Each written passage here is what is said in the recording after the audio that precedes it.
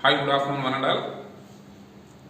Welcome to today, 9th biology, the continuation part of animal tissues. Already in previous video, we completed the introduction part of animal tissues. Apart from that, epithelial tissue. Obviously, the animals can perform different kinds of works with supporting of the majorly 4 kinds of animal tissues. Those are obviously epithelial tissue. It is the outermost layer and it is having different names for different locations for different works. Next, connective tissue, which can connect the internal organs and keep them their original places. So the connective tissue is one of the major kind of tissue which is having different types of connective tissues in our body, as like blood, bone, cartilage, ligaments, tendons, areolar tissue and fat tissue. So like this we are having different types of connective tissues which is present in our body. Actually, what is the importance of connective tissue in our body means, if suppose any part of our body tilt, means you have to invert our body, is there any displacement of our internal organs? No, certainly there is no displacement of our internal organs.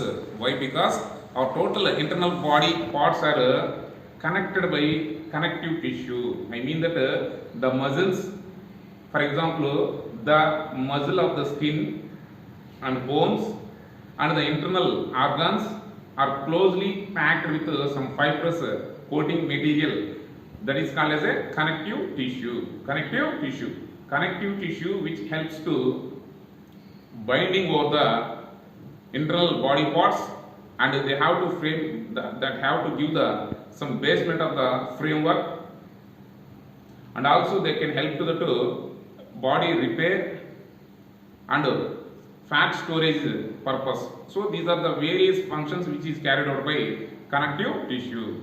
So coming to connective tissue, the first and foremost type is areolar tissue. Areolar tissue. This is the diagrammatic representation about areolar tissue. The tissue which can join especially in the internal organs and which help them to keep in their position with the help of fibroblast cells. The white and yellow color elastic fibers which keeps the internal organs in their particular location. And also our skin, muscle and internal organs, they have to keep in their original position because of that areolar tissue. Next, coming to that adipose tissue. Adipose tissue, this is one of the tissue which is present just beneath the skin. For example, beneath the skin or under the skin, and also some portions of the stomach and some internal body parts between the adipose tissue is located, which is acts like a insulator. Insulator means it is having some heat resistant. For example, coming to see, for example sake, when compared to young persons, the old age persons are having foldings or skin is more and more. Why? Because if suppose in youngsters, their skin, beneath the skin, the fat layer like adipose layer is present, whereas coming to that old age people, beneath the skin the fat tissue is dissolved.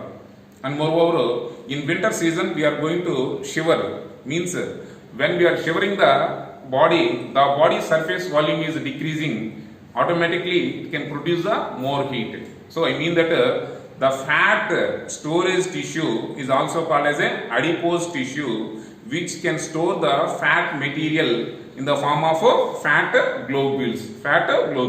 So till now we discussed about that areolar tissue is one type of connective tissue which can hold the internal organs in their particular location, and also apart from that repair, and also it can join the skin, muscles, bones and internal organs in their particular positions. It helps them by the areolar tissue by fibroblast cells. Coming to the adipose tissue, some of the adipose cells, for example, see, these are called as the fat storage cells.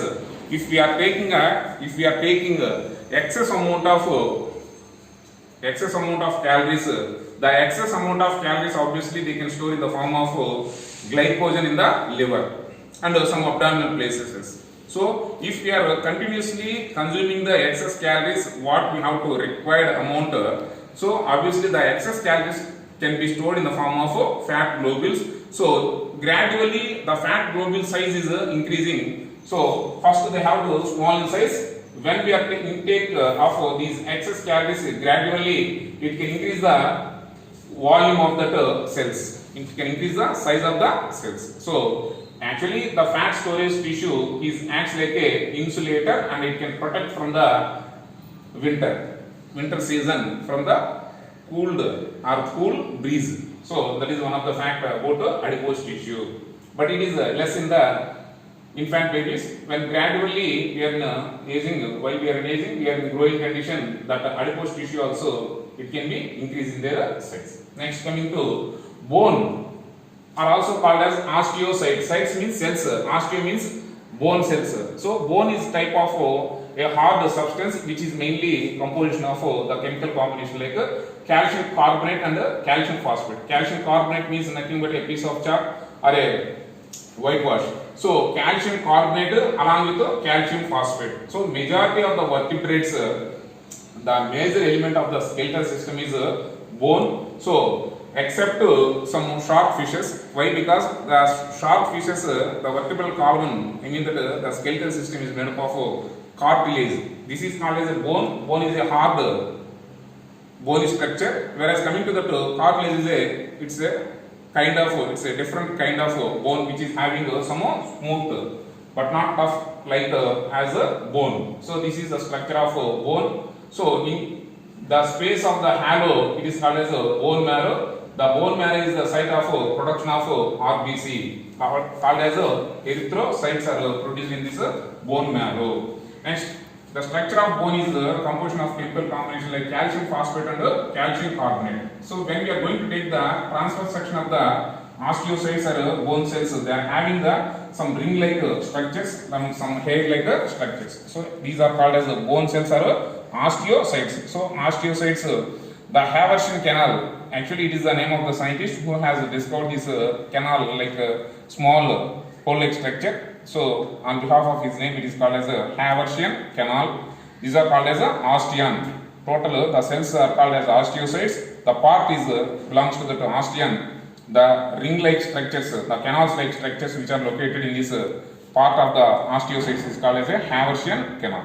Next, we go to the another type of bone is called as a cartilage. So cartilage is a kind of bone, but it is not as like a tough bone. It is a smooth bone. It is present in the nose tips, ears, ribs, and some internal organs. So these are the portions which are made up of cartilage. Especially some of the fishes like shark fishes, the part of bone is made up of cartilage. Next one is coming to ligaments. Ligaments are nothing but the joints of the two bones, and for example, the spaces of joints of bones. So one bone to another bone is connected with the help of these ligaments.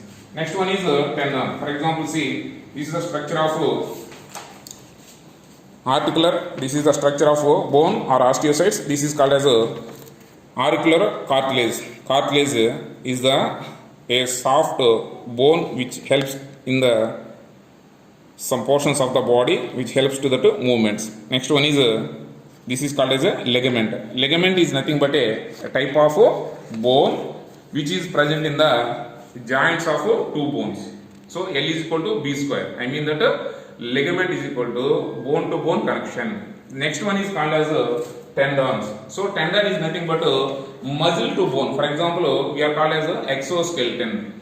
We are called as internal skeleton. That means skeletal part is inside and our muscle is outside. Whereas coming to the some insects like arthropods and all, they are called as exoskeleton. See, coming to the tendon means tendon is nothing but a muscle to bone connection. How our muscle is connected to our bone, it is called as tendons. So these are the different kinds of connective tissue.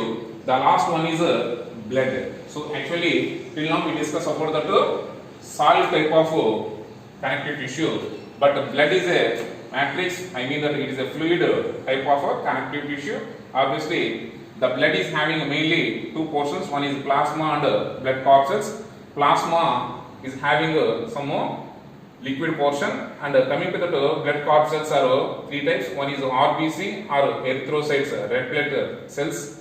Next one is white blood cells and platelets. So RBC, already we are having some basic knowledge about RBC means hemoglobin is a respiratory pigment which is present in the RBC, which combined with oxygen and transportation of gases takes place with the help of RBC. So RBC is also called as erythrocytes. Its lifespan is 120 days. The number of RBC in 1 ml of blood or 1 ml of blood or 1 drop of blood, it's nearly 4.5 to 5.5 millions, nearly 50 lakhs of RBC is present in a 1 drop of blood or 1 ml of blood. But a human RBC, there is no nucleus. There is no nucleus. So these are the features of RBC. And coming to the WBC means leukocytes. There is no hemoglobin because of colorless.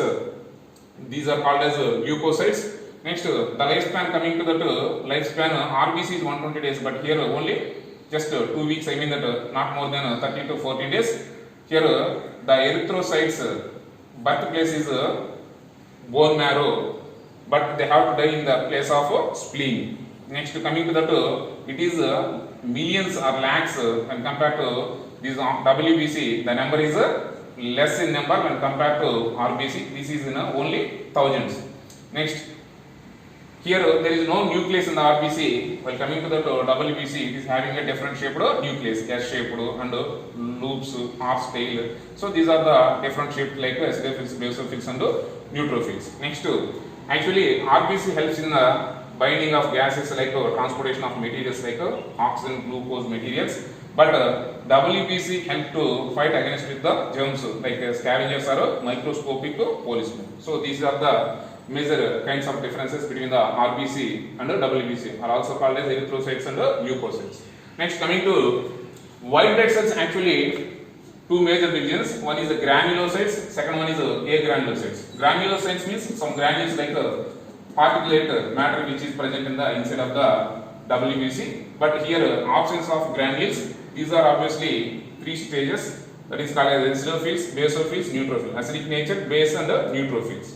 Actually these three are helpful for fighting against with the germs, and it can be help to protect our body. So these are called as eosinophils, basophils and neutrophils. The first line of defense among these three, neutrophils, which can be forward, and it is usually called as a microscopic policeman. Microscopic policeman. Next, coming to lymphocytes and monocytes. Actually monocytes is like a amoeboid shaped, and the lymphocytes are kidney shaped nucleus. So these lymphocytes and monocytes helps to clean the in our dead bodies. That means the white blood cells which are fight against with the germs, that should be cleaned with these monocytes and lymphocytes like agranulocytes. These are also called as scavengers. Next, so granulocytes and agranulocytes, these are the white blood cells types. Next, the last one is platelets. So apart from RBC and WBC, we are having the third one is platelets, which help to the blood clotting mechanism while bleeding the blood. So while bleeding time, the blood can be stop the bleeding with 3 to 6 minutes with the help of vitamin K and some enzymes like prothrombin, thrombin and thrombokinase. Apart from that, platelets plays a vital role to stop the bleeding or agglutination purpose. So this is about platelets. Next, coming to blood grouping lab activity. Of course, we are having different types of blood groups: A group, B group, AB group, obviously the O group. So actually in the year of 1900, the Karl Landsteiner was the person has noticed and observed that the human beings are having these 4 types of blood groups. First he discovered that A group, B group and AB group. Finally he discovered that O group. So the blood grouping, we are having actually a lab activity. So while conduction of the classroom, we are conducting the lab activity. For better understanding, we need to buy the blood grouping kit. Okay, then we have to discuss about clearly these are blood grouping, what are the major blood groups, and how to identification of blood group and what is the importance of blood group identification, how blood group plays a vital role in some emergency conditions of bleeding time. Okay, that we have to understand in the next video. See children, today we exclusively concentrated only the second type of animal tissue, connective tissue. It is majorly areolar tissue which is having a fibroblast cells which help to keep the internal organs in their particular position. Adipose tissue, it is a fat storage tissue, it is acts like a insulator. Next, bone cells, it is also called as the osteocytes, which is mainly made up of calcium phosphate and calcium carbonate. The bone marrow, which is the site of RBC, and the TS of bone cells is having some Haversian canals, and the soft bone is called as a cartilage, which is located in some external ears and nose tips and rib cage and trachea. So these are the places cartilage is present, and some soft bone is present in some of the fishes like elasmobrancho fishes like shark fishes. Ligaments is the connection of bone to bone connection. Tendon is the connection between the bone to muscle connection. So till now we discuss about the connective tissue, but blood is a different part. Why? Because blood is having a fluid state of connective tissue, which is plays a vital role of transportation of materials. So obviously all the cells are required the solids, liquids and gases from this connective tissue. Blood and plasma 50% and blood cells, blood cord cells are 50%. So blood cells are obviously three types: RBC, WBC, platelets. RBC mainly meant for that these are the features, and WBC another type of features. Blood platelets mainly involved in the blood coagulation mechanism. Next, after completion of the blood, we are going to discuss about blood groups in human beings. How blood groups identification is important in the emergency condition, that we are going to discuss in the next video. Thank you children, thank you very much.